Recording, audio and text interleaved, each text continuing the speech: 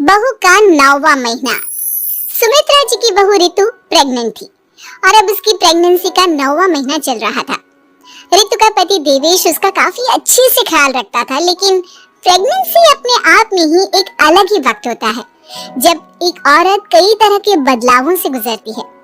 शरीर के साथ साथ उसके अंदर बहुत सारे इमोशनल चेंजेस भी आते हैं और ऋतु इन सब चीजों से गुजर रही थी, इसीलिए कई बार वो बहुत परेशान हो जाती थी।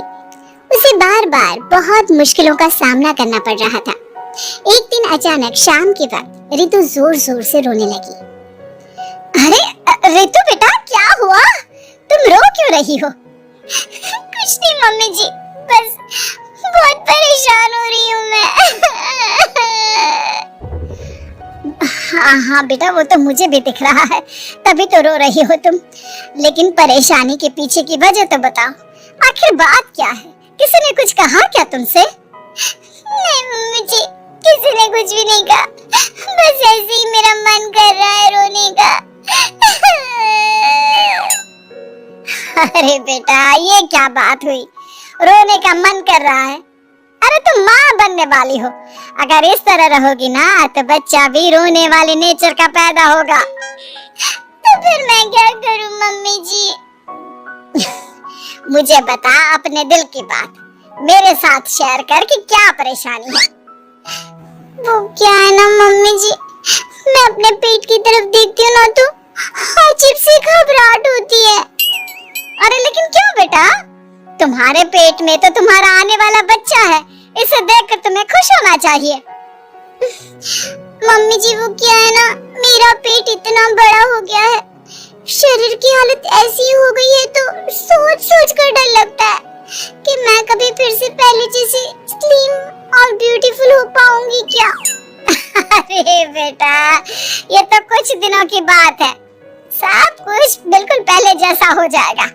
कुछ दिनों के बाद तुम्हें चिंता करने की कोई जरूरत नहीं होगी। ऋतु, क्या हुआ? तुम बार बार करवटें क्यों बदल रही हो? रात के 2 बज रहे हैं, सो जाओ ना अब। देवेश, नींद नहीं आ रही है, मैं ठीक से सो नहीं पा रही हूँ। अरे ये क्या, तुम तो उठकर बैठ गई। इस तरह बैठे बैठे पूरी रात बिताओगी क्या?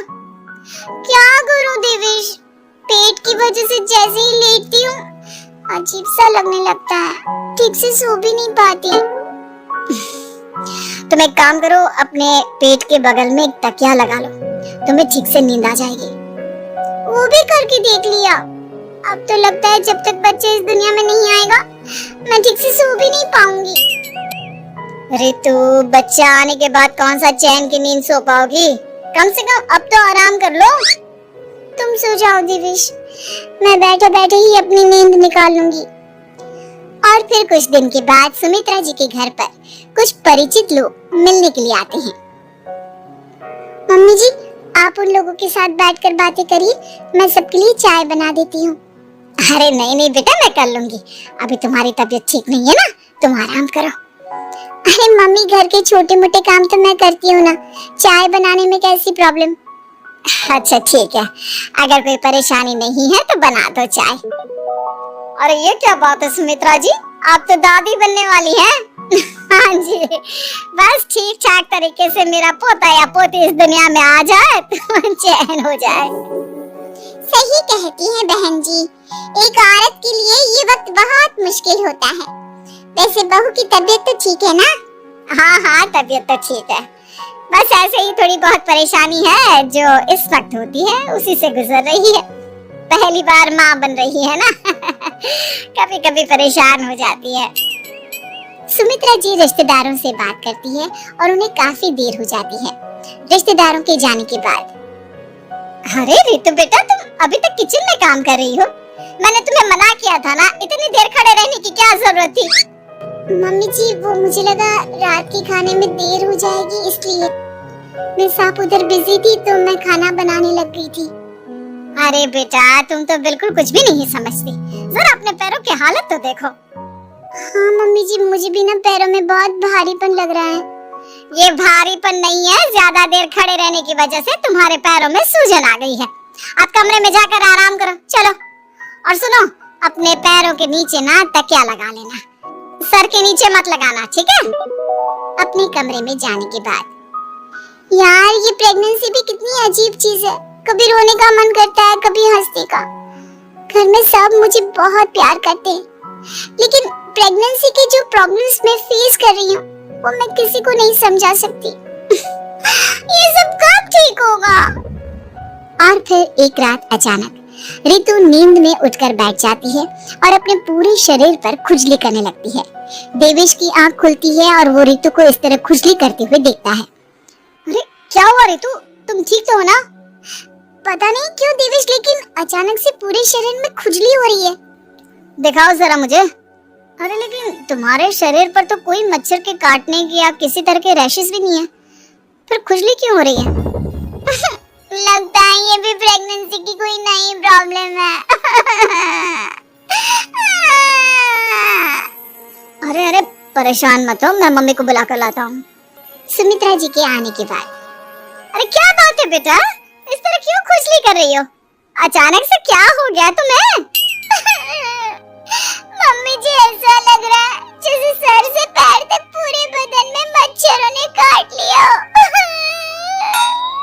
अरे लेकिन इसमें रोने की क्या बात है, चुप हो जा, सब ठीक हो जाएगा। हाँ मैं बहुत परेशान हो गई हूँ, बस अब जल्दी से बच्चा इस दुनिया में आ जाना चाहिए ताकि मुझे इन सारी प्रॉब्लम से मुक्ति मिले। ऐसा नहीं कहते रितु, माँ बनना तो दुनिया की सबसे बड़ी खुशखबरी है और ये सारी परेशानियां तो सबके साथ होती है। जानती हूँ, लेकिन फिर भी क्या करूँ, रात को सो नहीं सकती, कभी पेट भर के खाना खा लेती हूँ तो उल्टी करने का मन करता है, ज्यादा देर खड़ी हो जाती हूँ तो पैर में सूजन आ जाती है, ज्यादा देर बाहर घूमने भी नहीं जा सकती वरना टॉयलेट की प्रॉब्लम। ये सब कब ठीक होगा? कुछ दिन और बीत गए और अब तक रितु का 9वां महीना खत्म होने का वक्त आ गया था। अब हर दिन रितु बस यही सोचती थी कि उसका बच्चा इस दुनिया में आने वाला है। हाँ, वो बात अलग थी कि वो कई तरह की इमोशनल चेंजेस से गुजर रही थी और फिर एक दिन अचानक, देवेश मुझे ना चाउमीन खाने का मन कर रहा है। अभी रात के 12 बजे? अरे रितु, इस वक्त चाउमीन कहाँ से लेकर आऊंगा मैं? किसी होटल में फोन करो ना, कोई तो डिलीवर करता होगा ना इतनी रात को। नहीं नहीं रितु, इतनी रात को कोई डिलीवर नहीं करता, तुम कल खा लेना, मैं कल तुम्हारे लिए लेकर आऊंगा बस। नहीं, मुझे अभी खाने का मन कर रहा है, मुझे अभी खाना है। अच्छा अच्छा ठीक है, एक काम करो, मैं किचन में जाकर तुम्हारे लिए मैगी बना कर लाता हूँ, क्या पता उसे खाकर तुम्हारा मन ठीक हो जाए। हाँ ठीक है। देवेश रितु को मैगी बनाकर खिला देता है, लेकिन अगले दिन अचानक से रितु की तबीयत खराब हो जाती है। क्या हुआ है बहू को?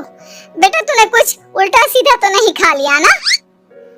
मम्मी वो कल आधी रात को चाउमीन खाने की बात कर रही थी तो मैंने इसे मैगी बनाकर खिला दी। अरे लेकिन एक बार मुझसे तो पूछ लेता, इसी वजह से उसे अजीब सा लग रहा है।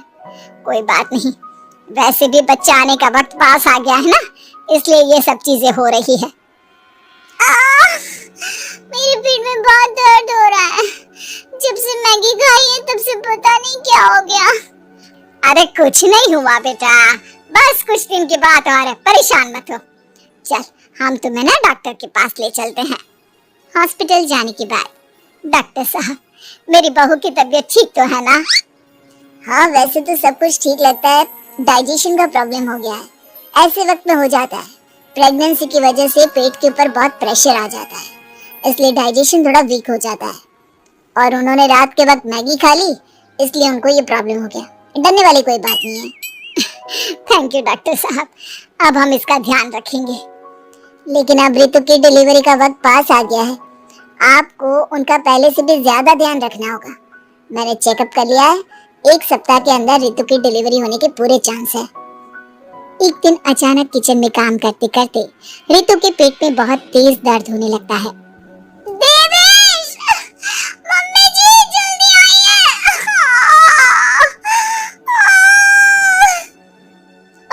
अरे क्या हुआ बहू, क्या हुआ तुम्हें? बहुत दर्द हो रहा है मम्मी, मेरे पेट में बहुत तेज दर्द हो रहा है, मुझसे खड़ा भी नहीं रहा जा रहा। इधर आ जाओ रितु, मैं तुम्हें बेड पर लिटा देता हूँ, सब ठीक हो जाएगा। बेटा, मुझे लगता है इसकी डिलीवरी का वक्त पास आ गया है। अब हमें रितु को हॉस्पिटल ले जाना होगा। वैसे भी डॉक्टर ने कहा था कि 1 सप्ताह के अंदर डिलीवरी कभी भी हो सकती है। मुझे बहुत दर्द हो रहा है, ऐसा लग रहा है जैसे मैं मर जाऊंगी। प्लीज मुझे बचा लो देवेश। अरे रितु, घबराओ मत, ऐसा कुछ नहीं होगा। हॉस्पिटल पहुंचने के बाद आप जल्दी से रितु को एडमिट करवा दीजिए और आप लोग बाहर वेट करिए।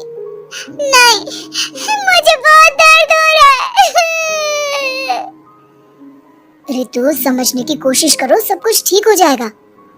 रितु को लेबर पेन शुरू हो गया था और वो काफी तकलीफ से गुजर रही थी।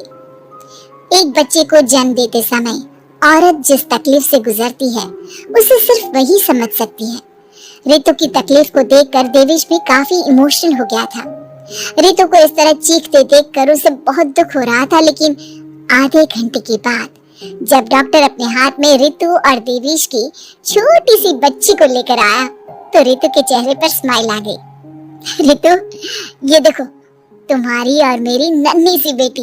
ये तो एकदम परी की तरह दिखती है। दिखेगी क्यों नहीं, एकदम तुम पर गई है ना, इसलिए।